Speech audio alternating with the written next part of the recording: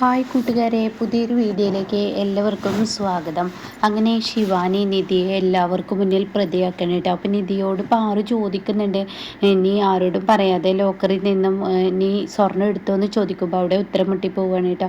അപ്പോൾ വസുന്ധരയാണെങ്കിലോ അതിന് മറുപടിയായി വസുന്ധര സംസാരിച്ച് തുടങ്ങണം. വസുന്ധര പറയണേ, ഇവൾ അതും ജീവിതത്തിലപ്പുറം ചെയ്യും, ഇവളുടെ സ്വഭാവം അതാണല്ലോ എന്നൊക്കെ ഇങ്ങനെ പറയുന്നു കേട്ടോ. അപ്പോഴേക്കും അങ്ങോട്ടേക്ക് പ്രണവ് ഇറങ്ങി വരികയാണ്. അങ്ങനെ പ്രണവ് ഇറങ്ങി വന്നിട്ട് എന്താ ഇവിടെ പ്രശ്നം എന്ന് ചോദിക്കുകയാണ് കേട്ടോ. അത് കേട്ട ഉടൻ തന്നെ അവിടെ ശിവാനിയാണ് സംസാരിക്കുന്നത്. എന്താ പ്രശ്നം എന്ന് ഞാൻ പറഞ്ഞു തരാം. ഈ വീട്ടിൽ നമുക്ക് പ്രണവിന് ഒരു ബിസിനസ് തുടങ്ങാം. അപ്പോഴേക്കും ഗൗതം അങ്ങോട്ടേക്ക് കയറി വരുന്നു കേട്ടോ. ഇതിൻ്റെ പകുതി ആയിട്ടുള്ളൂ. അപ്പോഴാണ് ഗൗതം കയറി വരുന്നത്.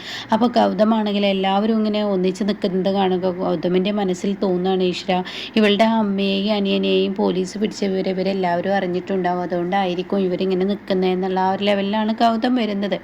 അങ്ങനെ ഗൗതം വന്ന പാട് വസുന്ധര ചോദിക്കുകയാണ്, നീ ഒന്നും അറിഞ്ഞില്ലേ എന്നൊക്കെ സംസാരിക്കുമ്പോൾ തന്നെ ഗൗതം, അയ്യോ, ഇവളുടെ അമ്മയെ അനിയനെ പിടിച്ചത് അറിഞ്ഞില്ലേ എന്നായിരിക്കും ചോദിക്കുന്നതെന്ന് കരുതിയിട്ട് ഗൗതം പറയണ, ഓ ഞാൻ അറിഞ്ഞു എന്ന് പറയാം കേട്ടോ. അപ്പോഴേക്കും ഉടൻ തന്നെ അവിടെ ചോദിക്കുകയാണ്, അല്ല എന്തറിഞ്ഞു എന്നാണ് നീ പറയുന്നത് എന്നിങ്ങനെ പാറു ചോദിക്കുകയാണ്. അപ്പോൾ ഉടൻ തന്നെ പറയാണ് ശിവാനി പറയണേ, എന്തറിഞ്ഞു എന്നുള്ളത് ഇപ്പോൾ ഞാൻ പറഞ്ഞു തരാം. അതായത് ഇവള് സ്വർണം കട്ടതിനെ കുറിച്ചായിരിക്കും. അത് കേട്ടോടും തന്നെ ഗൗതം അങ്ങ് ദേഷ്യപ്പെടുകയാണ്. സ്വർണം കട്ടതിനെ കുറിച്ചോ? ഇവളുടെ അമ്മയും അനിയനും പോലീസ് സ്റ്റേഷനിൽ കിടക്കുന്നതിനെ കുറിച്ചല്ലേ? അപ്പം നിധി ചോദിക്കണേ, എൻ്റെ അനിയൻ പോലീസ് സ്റ്റേഷനിലോ എൻ്റെ അമ്മ പോലീസ് സ്റ്റേഷനിലോ? എന്താ ഗൗതം ഈ പറയുന്നത്? ഞാൻ അറിഞ്ഞില്ലല്ലോ. അപ്പോഴേക്കും ഗൗതം, ഈശ്വര, ഞാനിപ്പോൾ അത് പറയും ചെയ്തല്ലോ. അപ്പോൾ ഇവിടുത്തെ പ്രശ്നം എന്താണെന്ന് ചോദിക്കാൻ കേട്ടോ. അപ്പോഴേക്കും പ്രണവ് അങ്ങോട്ടേക്ക് വരികയാണ്. അപ്പോൾ പ്രണവ് വന്നുടൻ തന്നെയാണല്ലോ ഗൗതമും കയറി വരുന്നത്. അപ്പോൾ ഉടൻ തന്നെ ശിവാനി പറയണം, ഇവിടുത്തെ പ്രശ്നം നിങ്ങളുടെ പൊണ്ടാട്ടി ഉണ്ടല്ലോ, നിങ്ങളുടെ പൊണ്ടാട്ടി ആരും കാണാതെ ഇവിടെ നിന്ന് സ്വർണ്ണം അടിച്ചു മാറ്റിയിരിക്കുകയാണെന്ന് പറയട്ടോ. ഇത് കേൾക്കുന്ന ഗൗതമൻ അങ്ങ് ദേഷ്യം പിടിക്കുകയാണ്.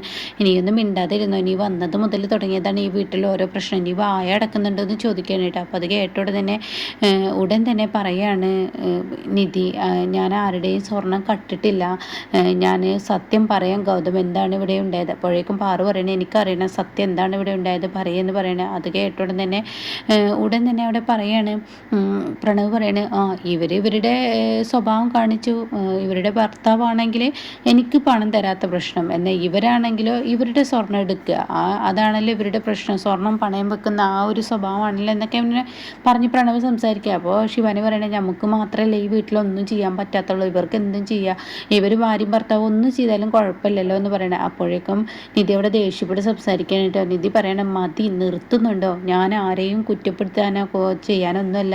എൻ്റെ അനിയനൊരു ബിസിനസ് തുടങ്ങണമെന്ന് എന്നോട് പറഞ്ഞു.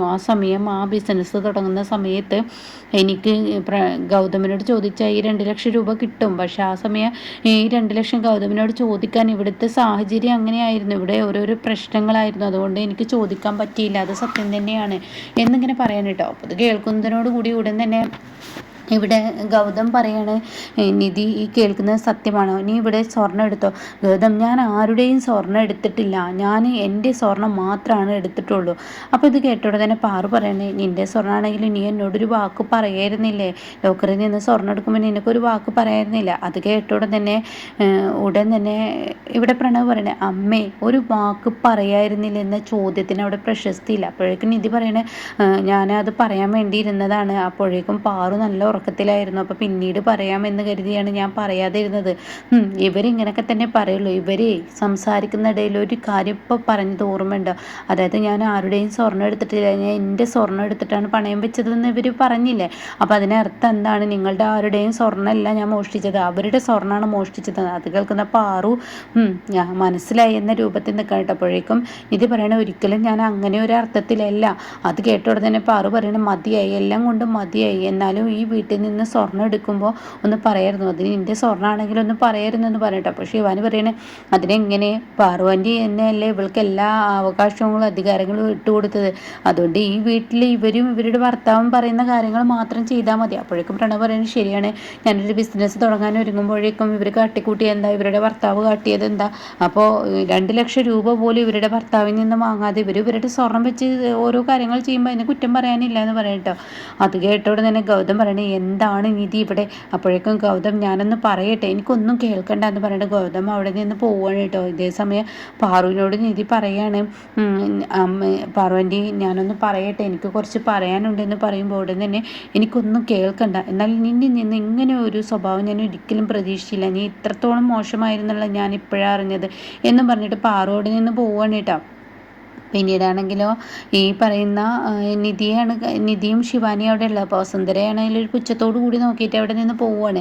അപ്പോൾ ശിവാനിയോട് നിധി പറയാണ്, നീ എത്ര പെട്ടെന്നാണ് ഈ കുടുംബം അങ്ങനെ തകർത്തത്, നിന്നെ ഈ വീട്ടിലോട്ട് കയറ്റാൻ ഞാൻ ഒരുപാട് കഷ്ടപ്പെട്ടിട്ട്, പക്ഷേ നീ ഈ വീട്ടിൽ വന്ന് കയറിയത് മുതൽ എനിക്കും ഗൗതമിനൊരു സ്വസ്ഥത സമാധാനം എന്തെന്ന് അറിയുന്നില്ല, നീ ഒറ്റൊരുത്തിയാണ് എന്നങ്ങനെ പറയാൻ കേട്ടോ. അപ്പോൾ അത് കേൾക്കുന്ന ശിവാനി പറയണേ, നീ എന്നും ഇവിടെ സുഖത്തോടു കൂടി ജീവിച്ചാൽ മതിയോ? നിനക്കത് മാത്രം മതിയോ? എനിക്കങ്ങനെയൊന്നും വേണ്ട. നീ എന്താ കരുതിയത് എന്നെ ഇവിടെ നിന്ന് അടിച്ചു പുറത്താക്കി നീ ഇവിടെ സുഖമായി ജീവിക്കാന്നില്ല? ഇനി അത് നടക്കത്തില്ല എന്ന് പറയട്ടോ.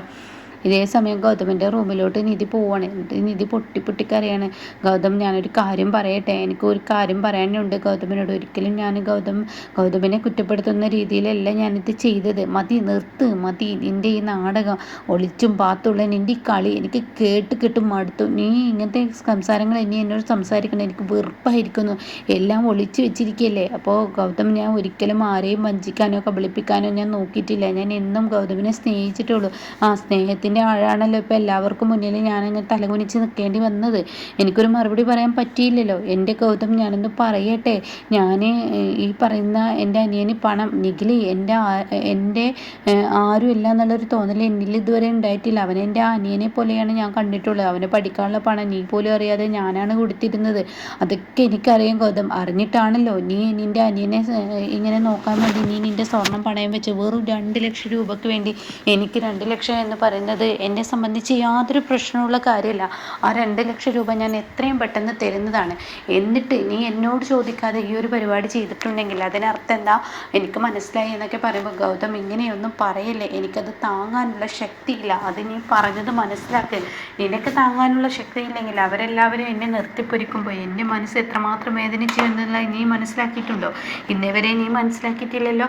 ഗൗതം, ഒന്ന് നിർത്തുന്നുണ്ടോ? എൻ്റെ കഴുത്തിന് പിടിച്ചങ്ങ് കൊന്നേക്ക്, എന്നാൽ ഈ പ്രശ്നത്തിന് ഒരു പരിഹാരമാവുമെങ്കിൽ അതങ്ങ് ആയിക്കോട്ടെ എന്ന് പറഞ്ഞിട്ട് ഗൗതമിനെ കൈകൊണ്ട് നിധിയുടെ കഴുത്തിന് പിടിപ്പിക്കുകയാണ് കേട്ടോ. എന്താ നിധി നീ കാണിക്കുന്നത്? ഗൗതം എന്നെ ഇന്നേ വരെ മനസ്സിലാക്കിയിട്ടില്ല, അതുകൊണ്ടാണല്ലോ ഗൗതം ഇങ്ങനെയൊക്കെ സംസാരിക്കുന്നത്. ഞാൻ എന്ത് കാര്യം ചെയ്യുമ്പോൾ ഗൗതമിനോട് പറയാതെ ഇതുവരെ എന്തെങ്കിലും കാര്യം ചെയ്തിട്ടുണ്ടോ? ഇല്ലല്ലോ. ഞാൻ എല്ലാ കാര്യവും ഗൗതമിനോട് പറഞ്ഞിട്ടല്ലേ ഞാൻ ചെയ്യാറുള്ളത്. അതുപോലെ ഇതും ഞാൻ പറയാൻ ഒരുങ്ങിയതാണ്. അപ്പോഴൊക്കെ ശിവാനിയുടെ പ്രശ്നം. നിർത്തുന്നുണ്ടോ? എല്ലാ ഗൗതം, ശിവാനിയുടെ പ്രശ്നം കൊണ്ടാണ് എനിക്ക് ഇങ്ങനെ പറയാതിരിക്കാൻ പറ്റാഞ്ഞത്. ഓരോ ദിവസവും ഇവിടെ ഞാൻ പറയാൻ വരുമ്പോൾ ശിവാനി, പ്രണവ് ഈ പ്രശ്നം കാരണം ഗൗതമിനെ വേദനിപ്പിക്കണ്ടെന്ന് കരുതി ഞാൻ ഓരോന്നും പറയാതെ അവിടെ നിന്ന് പോയതാണ്. അത് സത്യം തന്നെയാണ്, അതെൻ്റെ അടുത്ത് പറ്റിയ തെറ്റാണ്. പക്ഷെ അത് ഇത്രത്തോളം അവസരത്തിനനുസരിച്ച് ശിവാനി അത് മുതലെടുത്ത് ഇവിടെ ഇങ്ങനെയൊക്കെ പ്രശ്നം ഉണ്ടാക്കുന്നത് ഞാൻ ഒരിക്കലും പ്രതീക്ഷിച്ചില്ല. എൻ്റെ ഗൗതം, ഞാൻ പറയട്ടെ, എനിക്ക് മതി എന്നല്ലേ പറഞ്ഞു. നീ പറയുന്നതൊന്നും കേൾക്കാൻ എനിക്ക് താല്പര്യമില്ല. അപ്പോൾ ഗൗതം, എനിക്ക് മടുത്തു, ജീവിതം മടുത്തു, എന്നെ അങ്ങ് കൊന്നേക്ക്. ഗൗതമിൻ്റെ കൈകൊണ്ട് തന്നെ അങ്ങ് തീർന്നോട്ടെ. ഈ വീട്ടിൽ ആരില്ലെങ്കിലും ഗൗതമും ഈ പറയുന്ന പാറുവും എൻ്റെ ഒപ്പം നിൽക്കുന്ന ഒരു പ്രതീക്ഷ ഉണ്ടായിരുന്നു. പക്ഷെ നിങ്ങൾ രണ്ടുപേരും ഇപ്പോൾ എനിക്ക് നിൽക്കുന്നില്ലെങ്കിൽ എൻ്റെ മനസ്സമാധാനം പിടിവിട്ടു പോകും. അതുകൊണ്ടാണ് എൻ്റെ സ്വസ്ഥത പോവും, ഞാനൊരു ഭ്രാന്തിയെ പോലെയാവും. അതുകൊണ്ട് എൻ്റെ മാനസികാവസ്ഥ നിങ്ങൾ രണ്ടുപേരും മനസ്സിലാക്കണം എന്നൊക്കെ പറഞ്ഞിട്ടും ഈ സമയം ഗൗതമിനോട് പറയുകയാണ്, ഇങ്ങനെയാണ് ഉണ്ടായത്. ഇതിനിടയ്ക്ക് ഞാൻ 2 പ്രാവശ്യം ഗൗതമിനോട് സംസാരിക്കാനും നിഖില് എന്ന് പറഞ്ഞിട്ട് ഞാൻ പല പ്രാവശ്യം ഞാനിങ്ങനെ സംസാരിക്കാൻ വരുമ്പോഴൊക്കെ ഗൗതമിനൊരു ഫോൺ കോൾ വന്ന് ഗൗതം പോകും. അതൊന്ന് ആലോചിച്ച് നോക്ക്. അപ്പം പിന്നീട് എനിക്ക് പറയാൻ പറ്റില്ല, അല്ലാതെ ഞാൻ പറയാതിരുന്നതല്ല എന്നിങ്ങനെ നിധി പറയുന്നുണ്ട് കേട്ടോ. അങ്ങനെ നിധിക്ക് കിട്ടേണ്ടത് തന്നെ കിട്ടിയിരിക്കുകയാണ് ഈ പറയുന്ന ശിവാനിയിൽ നിന്നും. ഈ ഒരിക്കലും ശിവാനിയെ അടുപ്പിക്കാൻ പറ്റാത്ത ജന്മമാണെന്നുള്ള സത്യം നിധി ഇനി ഓരോ പ്രവൃത്തിയിലൂടെയും മനസ്സിലാക്കുകയാണ് കേട്ടോ.